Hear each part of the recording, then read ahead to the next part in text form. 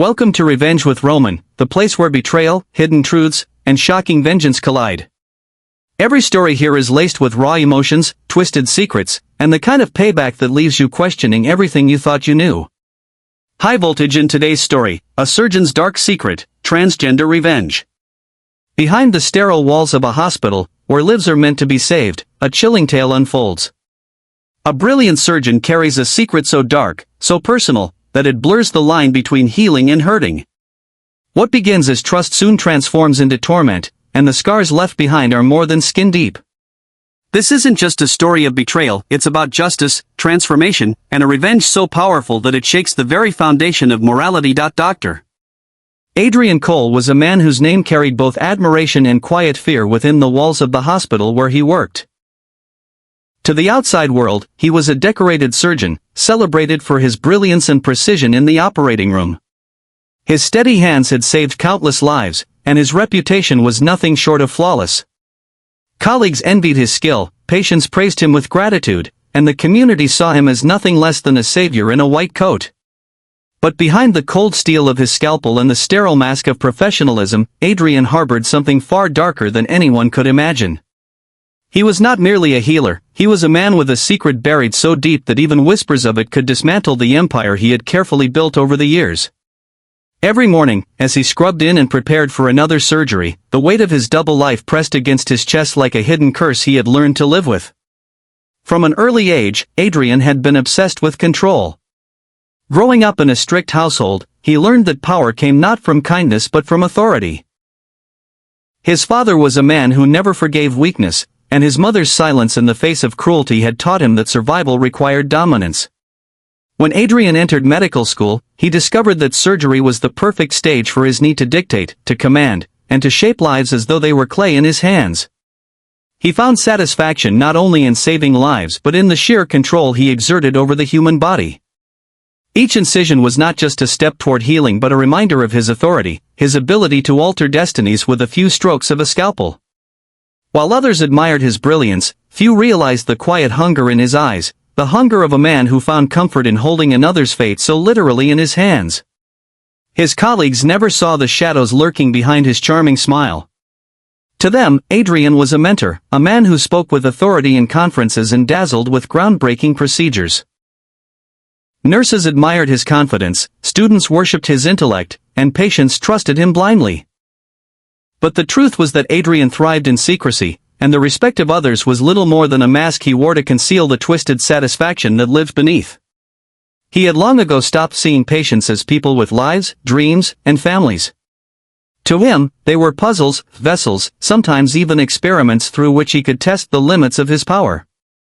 His oath as a doctor meant nothing more than a carefully crafted facade, and every praise that came his way only strengthened his belief that no one would ever dare question the man everyone saw as a hero. Yet even heroes cast shadows, and Adrian's shadow was one of cruelty disguised as care. He had become a master at hiding his intentions, knowing exactly how to manipulate situations so no suspicion would fall on him. He knew how to craft explanations that sounded medical, how to silence doubts with his authority, and how to erase any trace of wrongdoing with paperwork that painted him as nothing less than exemplary. Those who worked closest to him never imagined the thoughts running through his mind as he stood over an unconscious patient, scalpel in hand, with the power to do whatever he pleased without consequence. He lived in those moments, savoring the absolute control that few others in the world could ever understand. Adrian often told himself that he was untouchable. He had learned how to move in a way that left no trail, how to balance his public image so carefully that no one would think to look beyond it. His life outside the hospital was carefully curated, a picture of discipline and success. He attended charity events, donated to causes, and posed for photographs that ended up in newspapers, reinforcing his status as a pillar of the community. Parents pointed to him as a role model for their children, colleagues aspired to reach even half his level of skill, and patients spoke his name with reverence. But in the quiet of his office, behind locked doors and heavy blinds, Adrian often stared at his reflection with a flicker of something he could not fully hide, pride laced with darkness, satisfaction tinged with menace. He knew that if anyone ever discovered the truth, his empire would crumble in an instant, yet that knowledge only fueled him further. The risk was intoxicating, the secrecy addictive. There were times when Adrian questioned how long he could continue living like this. Late at night, when silence wrapped around him and the only sound was the ticking of a clock, he felt the weight of his secret pressing harder. But then he would recall the look of absolute trust in his patient's eyes, the way they surrendered themselves entirely to him on the operating table, and his doubts would vanish. That trust was his greatest weapon, the very shield that protected him from suspicion. He convinced himself that what he did was not wrong, merely a different kind of mastery over his craft. He justified his actions by believing that the world owed him this control, this dominion, because he had worked harder, risen higher, and carried more responsibility than anyone else around him.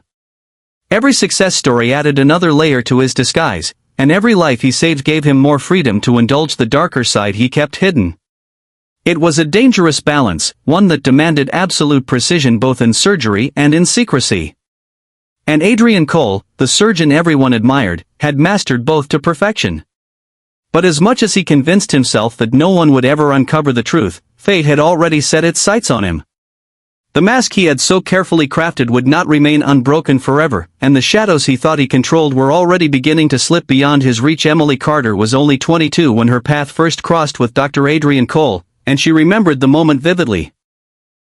She had walked into the hospital clutching the referral papers in her trembling hands, her heart pounding with both fear and hope. For years, Emily had carried the heavy burden of feeling like a stranger in her own body, trapped in a shell that did not reflect the person she truly was inside. The decision to pursue surgery was not one she made lightly. It had been a journey of late nights filled with tears, countless consultations, and the courage to confront not just society's judgment but her own fears. And now, finally, she had found herself sitting in front of the man everyone said was the best, Dr. Adrian Cole. His reputation as a miracle worker had spread far and wide, and to Emily, he seemed like the final answer to the struggle she had battled for as long as she could remember. At first glance, Adrian had seemed every bit the savior she imagined.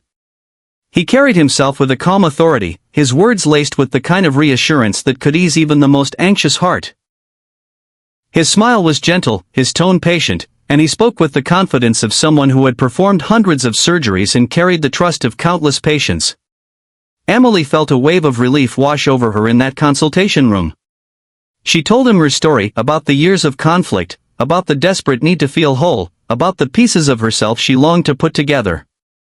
And Adrian listened. Or at least, he made it appear that way.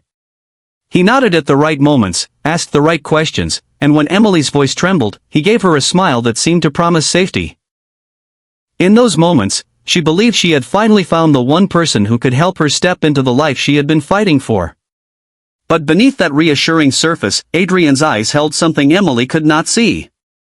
To her, he was a lifeline, but to him, she was something else entirely. She was another canvas, another body placed in his hands where he could do as he pleased without question. For Adrian, Emily represented not just a patient but an opportunity, a chance to exercise the control he craved in ways no one could trace.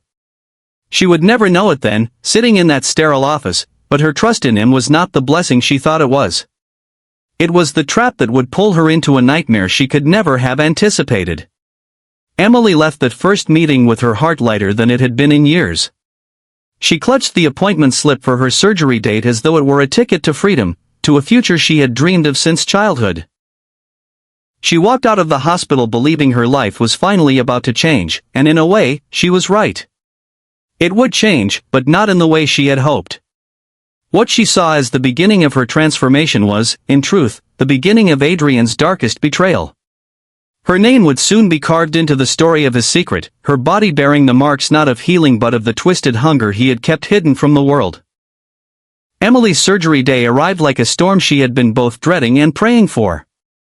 She lay on the cold hospital bed, the fluorescent lights glaring down at her, a sterile chill filling the air. The nurses moved quickly, preparing her for the procedure, but Emily's mind wasn't on the beeping monitors or the sting of the 4 needles sliding into her arm.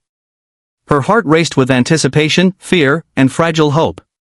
This was supposed to be the moment her life changed forever, the moment she stepped out of the shadows of self-doubt and into the light of becoming who she truly was. She whispered a silent prayer as she clutched at the thin blanket, telling herself that when she woke up, she would finally feel whole. And in that quiet surrender to anesthesia, she put her trust, her body, her identity, her entire future, into the hands of Dr. Adrian Cole. For Adrian, however, this was not just another operation. As he scrubbed his hands and slipped into his sterile gloves, he felt a familiar thrill coil inside him. The mask covered his smirk, but his eyes burned with an intensity that no one in the room could read. The nurses believed they were assisting in a standard, life-changing procedure, one that would grant Emily the identity she longed for. But Adrian's thoughts were far from the careful notes on her medical chart. To him, Emily wasn't a patient who deserved healing. She was an opportunity, a body placed before him that he could manipulate without consequence. He had rehearsed every word of comfort he had given her, every promise of safety and care. And now, as the anesthetic took hold and Emily drifted into unconsciousness, the mask of the caring surgeon slipped away, revealing the darker truth beneath. The scalpel in his hand was no longer an instrument of healing, it became a weapon of control. Adrian's brilliance in surgery meant he could alter, cut, and reshape without anyone suspecting his intentions. He could create scars that appeared necessary, make choices that seemed medical but were in fact personal. In that operating room, surrounded by machines and assistants who saw him as a genius, Adrian wielded more than skill, he wielded unchecked power. Every incision he made blurred the line between care and cruelty, every adjustment tainted by the shadows of his obsession.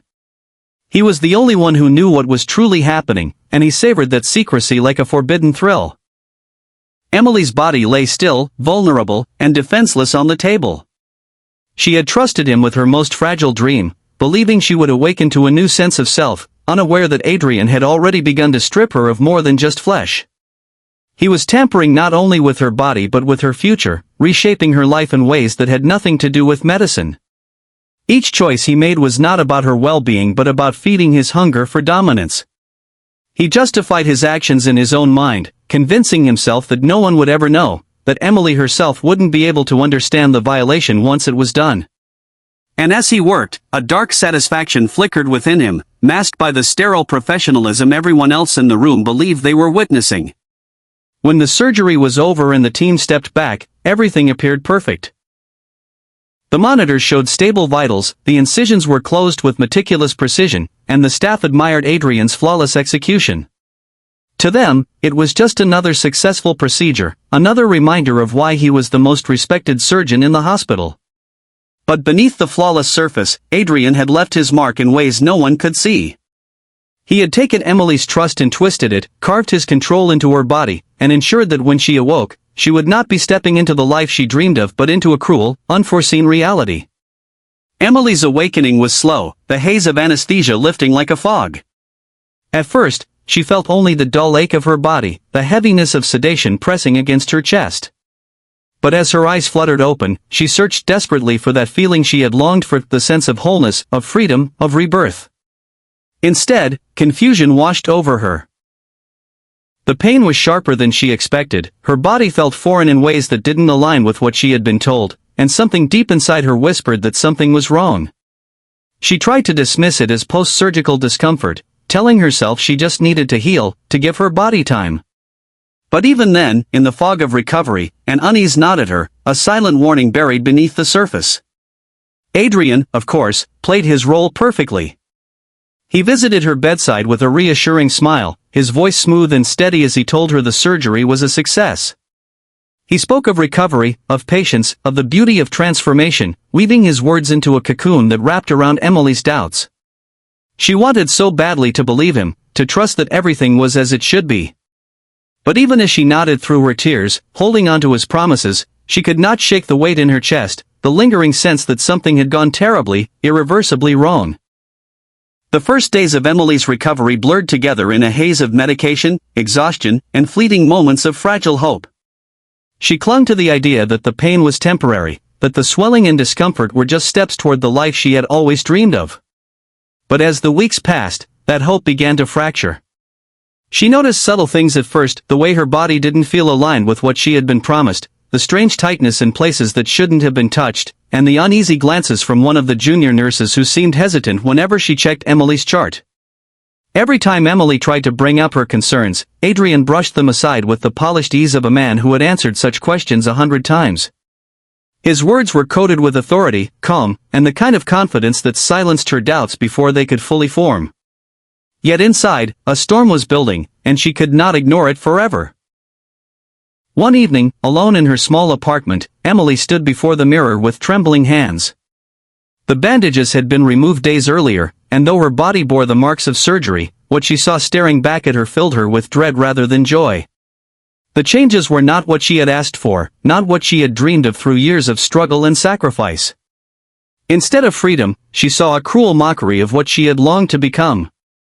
Her chest tightened, her stomach twisted, and tears blurred her vision as she traced the scars with shaking fingers. This was not her. This was not the woman she had fought so hard to reveal. In that moment, the seed of suspicion took root, and it refused to let go. Driven by desperation, Emily began to dig for answers. She requested copies of her medical records, combed through the notes and terminology she barely understood, and replayed every consultation she had with Adrian in her mind. The words he had spoken. The assurances, the promises, the gentle smiles, all began to feel like lies carefully crafted to disguise something far more sinister.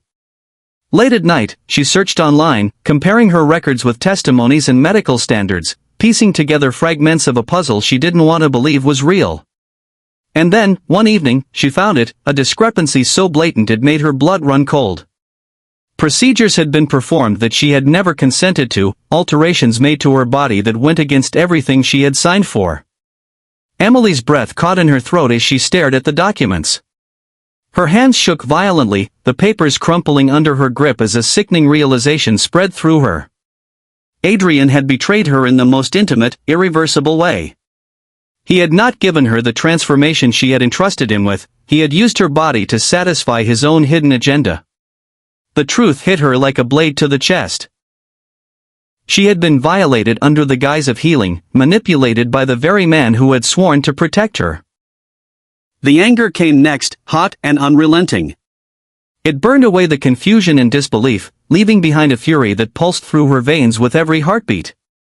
Emily thought of the countless times she had looked into Adrian's eyes, believing his promises, clinging to his reassurances.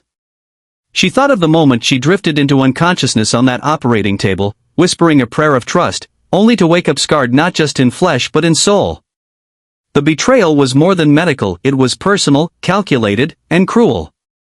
And as the truth settled into her bones, Emily knew her life would never return to what it had been. But alongside the fury, something else stirred inside her, a cold, deliberate determination. Adrian Cole had stolen from her more than just her body, he had stolen her trust, her identity, her very sense of self. And Emily knew that she could not remain silent. Silence would mean surrender, acceptance of the role he had forced upon her. She would not be another one of his secrets, hidden beneath the polished surface of his reputation. No, she would make sure the world saw him for who he truly was. She would gather every piece of evidence, every whisper of doubt, every scar he had left on her body and her soul, and she would turn them into weapons. The betrayal that had nearly broken her would become the fuel for something far greater. The truth clung to Emily like a second skin, suffocating her with every breath she took. She had uncovered what Adrian had done, and though her mind screamed with rage and her heart ached with betrayal, it was the scars on her body that made the reality inescapable. Each morning when she rose from her bed, when the sunlight cut across her reflection in the mirror, she was confronted not just with physical wounds but with the memory of trust turned into torment. Those scars were not simply the result of a medical procedure. They were carved reminders of manipulation, of betrayal so deep it reached into her very sense of self. She touched them with trembling fingers, her throat tightening each time, feeling as though Adrian had branded her, marking her forever with his cruelty. The pain went beyond flesh. It lived in the way she struggled to meet her own gaze, the way her dreams now twisted into nightmares replaying the cold, sterile lights above the operating table. She could hear the echo of Adrian's voice, calm and confident, assuring her everything would be fine. Those words, once a comfort, now cut sharper than any scalpel. How easily he had lied, how easily he had betrayed her when she was at her most vulnerable. The realization that she had surrendered everything, her body, her trust, her hope, to a man who viewed her as nothing more than a canvas for his dark desires shattered something inside her that could never be restored. Emily had always believed scars told stories of survival, of battles fought, of strength earned. But these scars were different. They did not empower her, they mocked her.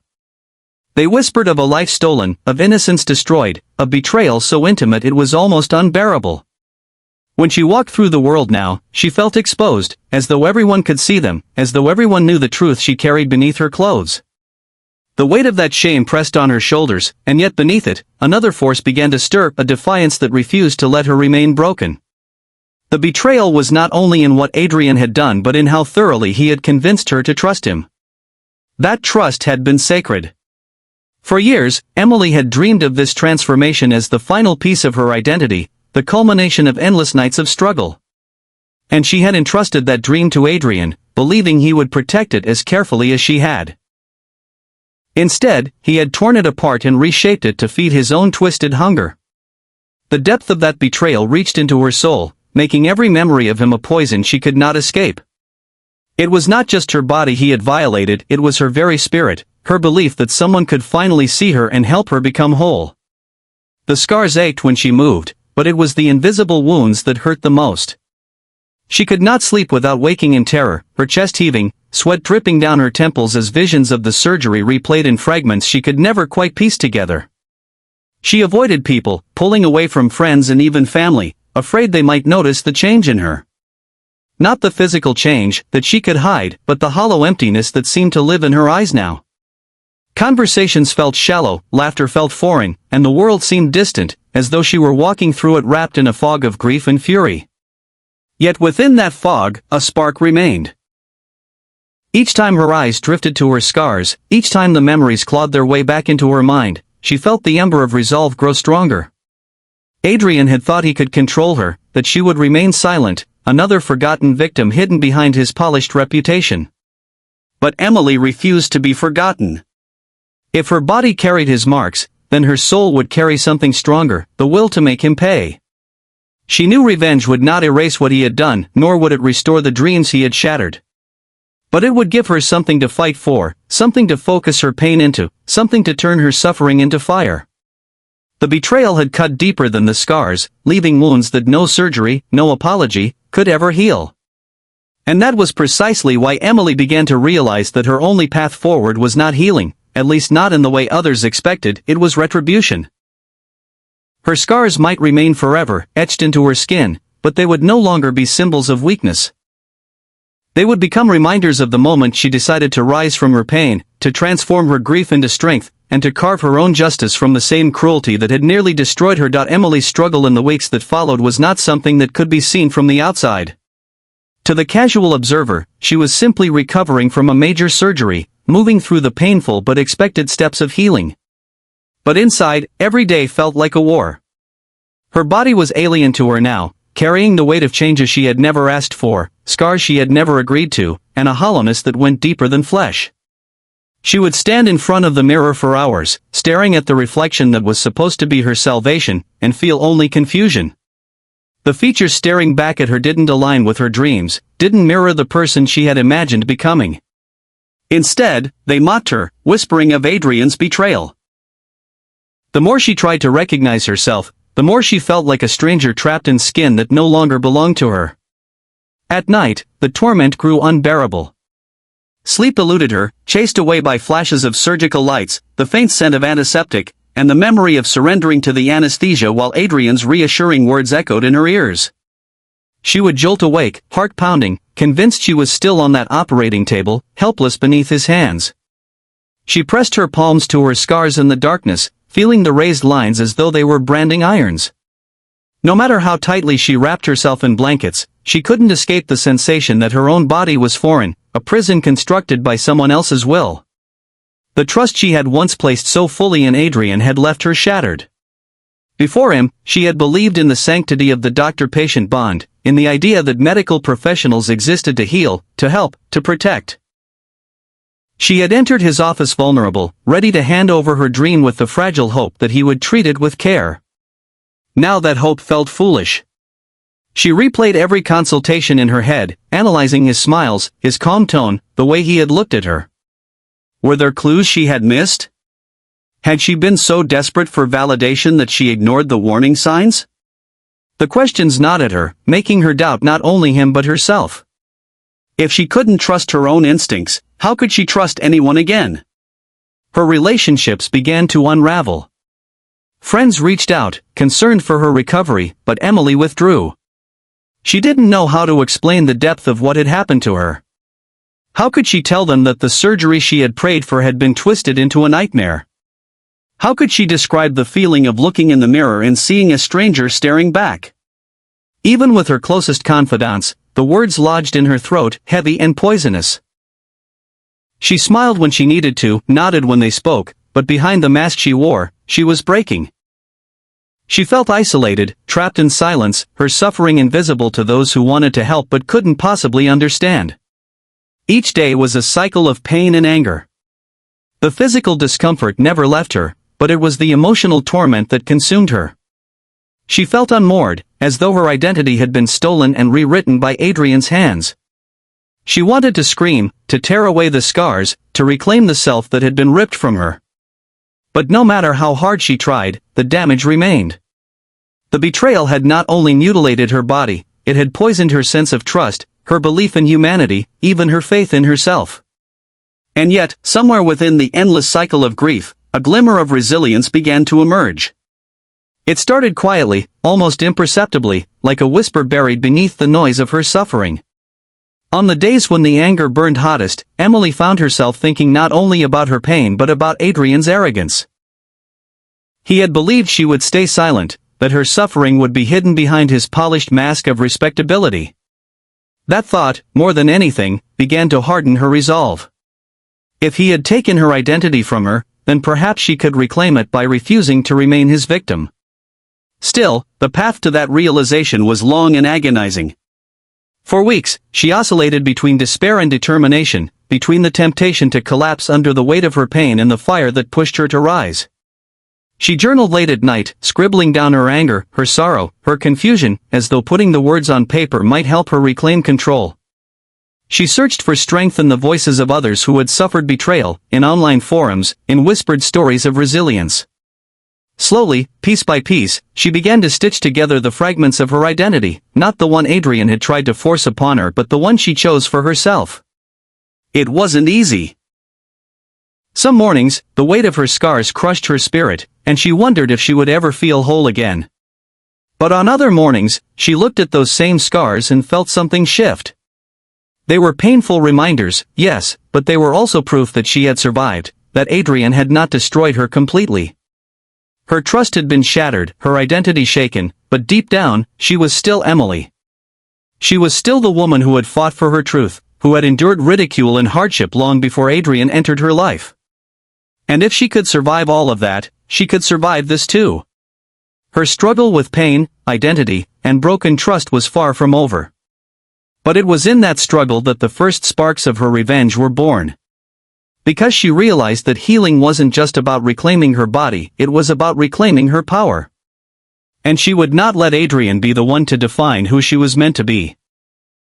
The idea of revenge at first felt unbearable, too raw, too close to the wound, but as days turned into weeks the anger hardened into a cold, precise hunger, and Emily realized that impulse needed a plan. She could scream into the void, she could shout at Adrian until her voice failed, or she could turn the chaos he had created into a weapon that exposed him for what he truly was. Quietly, carefully, she began to build that weapon. She started where betrayal leaves the deepest trace, paperwork, signatures, and the small, mundane details that professionals assume no one will notice. Every appointment form, every consent clause, every post-op note became a potential piece of evidence. She requested the full file, sat for hours with a highlighter and a legal pad, and learned to read medical jargon until the coded language lost its power to intimidate her. Where there were gaps, she flagged them. Where procedures were listed that she had never agreed to, she circled them until the ink bled. Collecting records was only the first step. Emily understood instinctively that a solitary voice is easy to dismiss, but a chorus is hard to ignore. So she reached out, first tentatively, then with growing resolve, to others who might have been in the orbit of Adrian's brilliance. She messaged a nurse she remembered from the recovery ward, and the response came back slower than she had hoped, tentative like a foot testing cold water. That nurse, once reassured, began to tell her what she had seen, offhand comments in staff rooms, hurried charting, a pattern of rushed explanations after complex cases. Emily made a list of names: nurses, junior doctors, administrative staff, people who worked night shifts and had seen the back entrances of the hospital where Adrian's empire was least polished. She didn't accuse them, she asked questions, listened, took notes, offered empathy. Some closed their doors. A few opened them a crack. At the same time, Emily sought professional counsel. Not to plot violence, but to prepare for a fight that would require law and language rather than fury. She found an attorney who specialized in medical malpractice and patient rights, and she began to understand how to translate her pain into a legal narrative. The lawyer taught her how to preserve evidence, how to request internal audits, how to bring clinical experts into the conversation who could speak in sober terms about consent and standards of care. With each meeting, Emily felt less like a wounded patient and more like someone assembling a case. The legal world was slow and clinical, but it offered structure and, crucially, legitimacy. Parallel to the legal track, Emily built a quieter, social strategy. She created an anonymous online profile and started combing forums, old posts, and comment sections for voices that sounded like hers. Sometimes she found only echoes, vague complaints dismissed as complications, but sometimes she found specificity, a brief online post from several years ago about strange post-op results, a comment about a surgeon who did things differently. Those fragments coalesced into leads. She reached out to journalists who had covered medical scandals before, not with sensationalism but with documentation, redacted records, corroborating accounts, a measured timeline. A good investigative reporter doesn't take claims at face value, Emily learned. They want dates, facts, witnesses. She fed them both, not for revenge as spectacle but for accountability. Emily also thought strategically about the hospital itself. Brilliant reputations depend on layers of complicity.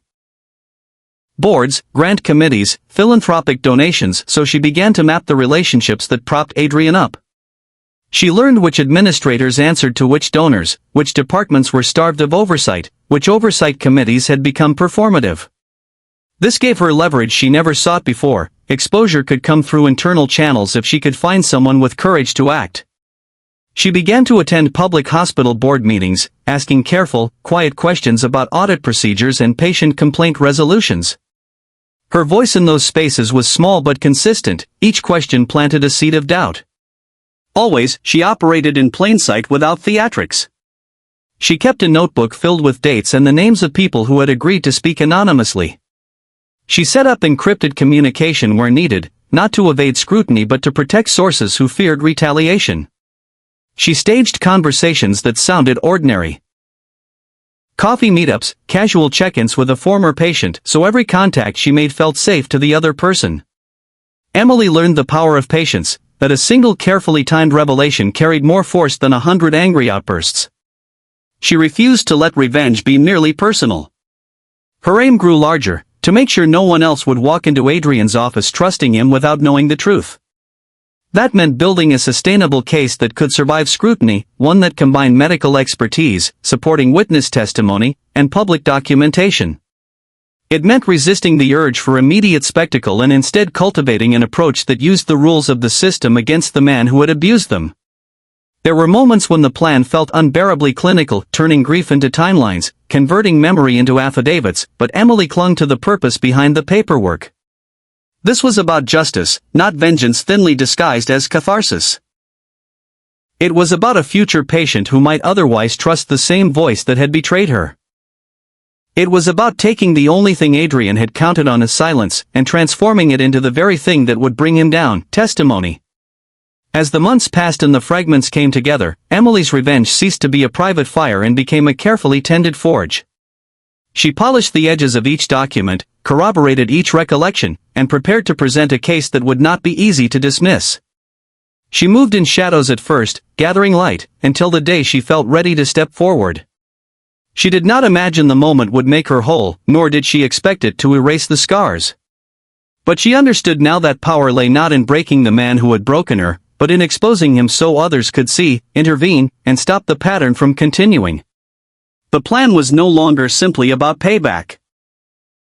It was about accountability, about turning her pain into a barrier that would protect someone else from trusting too quickly, and about reclaiming the narrative that had been stolen from her. Adrian had lived for decades under the protective glow of prestige, his past tucked away behind accolades and glossy profiles, but secrets have a way of slipping through the smallest seams, and Emily's careful work had found every seam. When the first whispers surfaced, a redacted timeline sent anonymously to a local investigative reporter, the ripple was small but relentless. The reporter, curious and thorough, began to pull at threads, a pattern of atypical procedures, chart entries that didn't line up with consent forms, and murmurs from staff who remembered a man whose confidence sometimes veered into coercion. At first, the hospital's PR team tried to smother the ember with statements about review processes and the sanctity of patient privacy, but the ember was already an ember no longer. It met oxygen in the form of corroborating voices Emily had coaxed from the frightened and the guilty.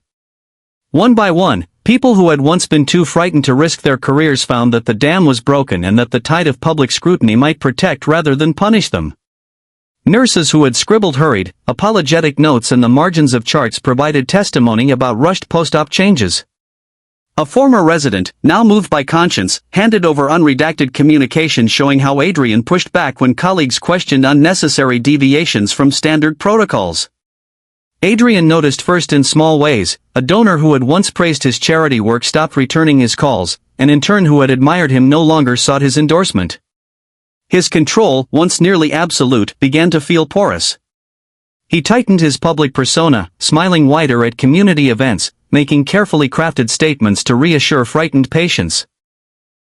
Behind closed doors, however, fear worked its way into him like a poison. He began to replay every surgery in his head, searching for a misstep, a document that could be used against him.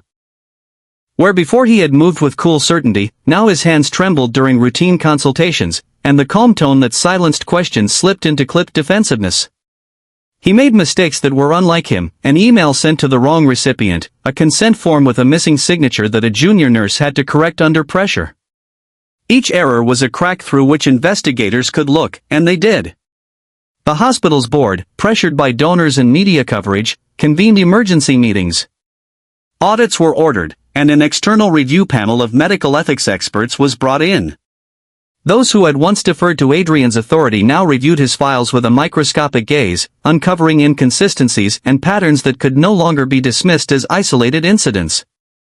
The media narrative shifted from praise to suspicion, and social media amplified each revelation with the speed and cruelty of a storm. Hashtags trended, patient advocacy groups demanded transparency, and a petition calling for a full inquiry gathered signatures by the thousands. Adrian tried to maneuver, to isolate the narrative, to remind the world of his successes, but the more he defended himself, the more it sounded like a confession. People who had once called him genius now asked how someone so talented could have fallen so far. Emily watched all of it with a complex knot in her chest. The anger that had driven her work was tempered by a wary sorrow as she saw the man who had scarred her unravel in very public ways. She had wanted accountability, not spectacle. Yet watching Adrian's empire crumble was not purely vindication, it was a reminder of how fragile reputations are when built on silence. Her role was precise and measured, documents supplied to investigators, witnesses encouraged to speak, her own testimony given with the kind of calm clarity only hard-won pain can buy. In depositions she described the promises made and broken, the physical and emotional aftermath, the way trust had been weaponized against her. Her voice, once small and frightened, carried weight in courtrooms and editorial pieces alike. She felt the eyes of strangers on her as she walked into hearings, but each look was a step away from anonymity toward being the architect of change. Adrian, sensing the noose tighten, attempted last-ditch maneuvers. He sought private settlements with a few plaintiffs, hoping to buy silence. He leveraged relationships, called in favors, and threatened legal reprisals against those who spoke publicly. These moves only made him look more culpable in the eyes of the public and the press. When a video surfaced, an old recording from a hospital training session where Adrian's remarks about adjusting expectations were captured without his knowledge, the court of public opinion turned decisive. His carefully cultivated image of infallibility cracked into arrogance and callousness. Colleagues who had once admired him now testified about a culture of fear, of deflected concerns, of an environment where questioning the maestro felt career-ending.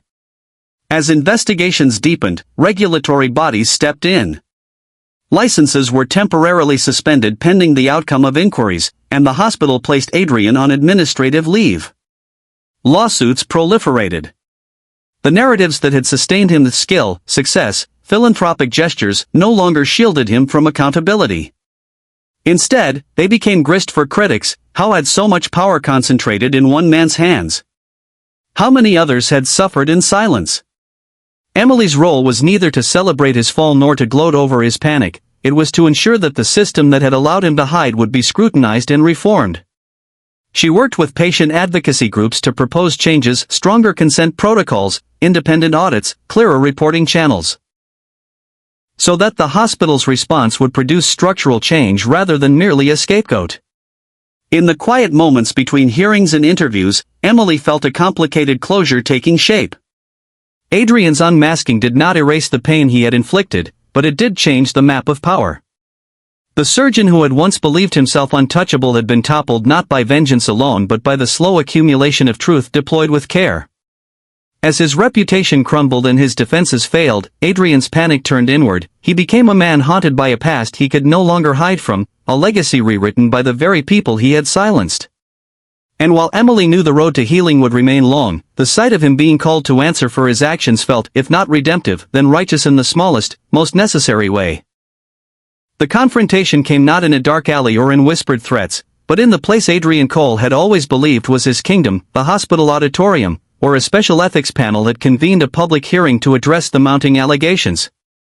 The room was packed, reporters with cameras poised, former patients clutching folders of records, staff members sitting stiffly in the back rows, unsure whether to avert their eyes or witness the fall of the man they had once revered. The air carried the brittle tension of something irreversible about to unfold. Adrian walked in dressed immaculately, as if polish could protect him. His posture was defiant, but his eyes darted in quick, nervous flicks, betraying the fear he had long tried to bury. The panel chair recited the charges, a litany of misconduct wrapped in formal language, each word chiseling away at the reputation he had built brick by brick. When they called Emily Carter to the stand, silence fell heavy, every shuffle of paper and cough suddenly amplified. She rose slowly, the scars beneath her clothing unseen but ever present, and walked to the front with the calm poise of someone who had already fought the hardest battles in private. Emily's voice did not tremble.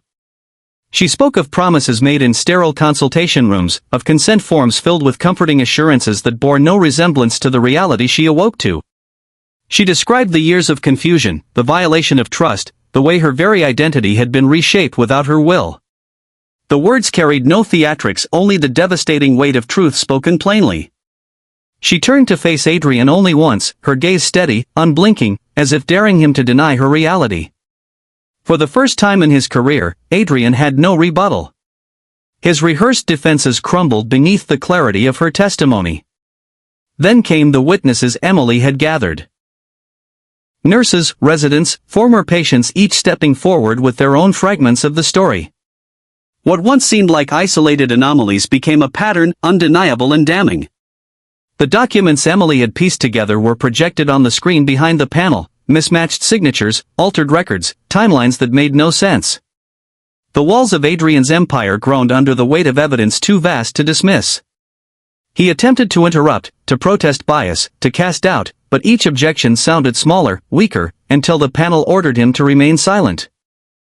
The final blow came when the journalist Emily had trusted unveiled footage of Adrian himself smirking in a training seminar years ago, speaking of creative liberties with procedures, reducing patients to case studies in the pursuit of reputation. The gasps in the room were sharp, collective, undeniable. The mask slipped, and the man revealed himself not as a healer, but as a manipulator who had gambled with human lives for control. The panel declared their decision swiftly. Adrian Cole was to be stripped of his license, referred for criminal investigation, and permanently barred from medical practice. Reporters surged forward, their flashes illuminating his face as if capturing the exact moment a legacy turned to ash. He tried to leave with dignity, but the weight of the glares and whispered condemnations clung to him like chains. Emily remained seated long after the verdict, her hands folded in her lap, her breathing steady. The confrontation had not erased what she endured, but it had shifted the balance of power. For years, Adrian's secret had defined her pain. Now, her voice had defined his downfall. The room emptied slowly, leaving behind the echo of a truth that could no longer be hidden, and in that silence Emily felt, perhaps for the first time, that the story no longer belonged to him, it belonged to her.